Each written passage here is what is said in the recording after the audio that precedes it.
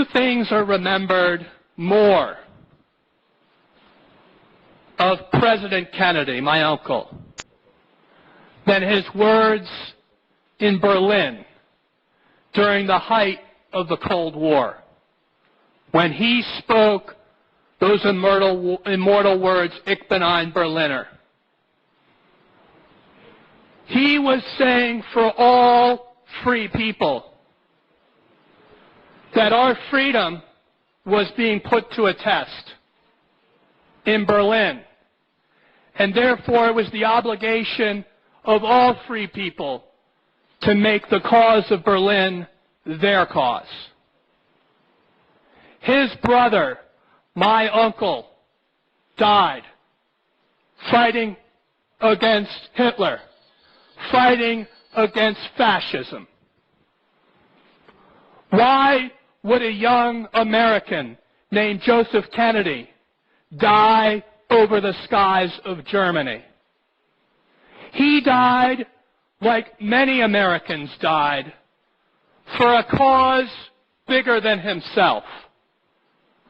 And that cause is a cause that all of us, as Senator Torricelli said, must subscribe to in our day and our generation.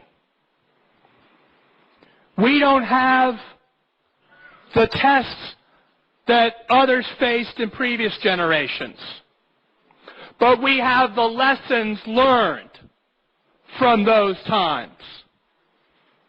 Never again.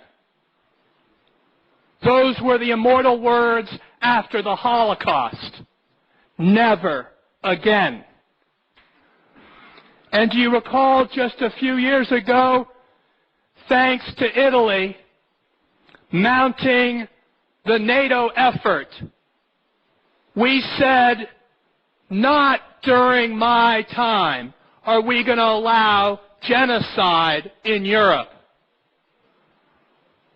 So we all got together as a world, thanks to the bases in Aviano, thanks to the military bases in Naples, thanks to Italy on the border with the Balkans. We put a stop to the genocide of Slobodan Milosevic. Years later, we never answered the call in Rwanda, much to the regret of many who knew that it was happening and knew that we needed to act and act quickly. Today we have a call, and it is in the tradition of Italy and Rome that we must answer that call. In Congress, when I was a member of Congress, I led the charge for the United States to ratify what was known as the Rome Treaty. All of you should take great pride in the fact that the new International Criminal Court found its basis in a treaty here in Rome. How fitting it is, therefore, that we should gather in Rome and say that the crimes against humanity that are currently being perpetrated in Camp Ashraf, that are being perpetrated throughout the Middle East and North Africa and in Iran, that those crimes are a crime against humanity. Because it was the Rome Treaty that said those were crimes against humanity.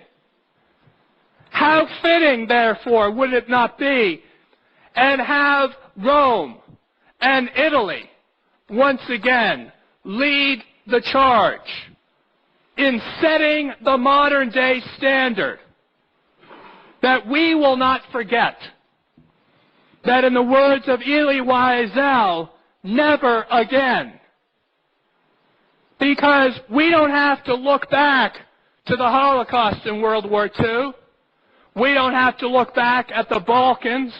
We don't have to look at Rwanda or Pol Pot in the Khmer Rouge or any brutal dictatorship to know that history is speaking to us right now.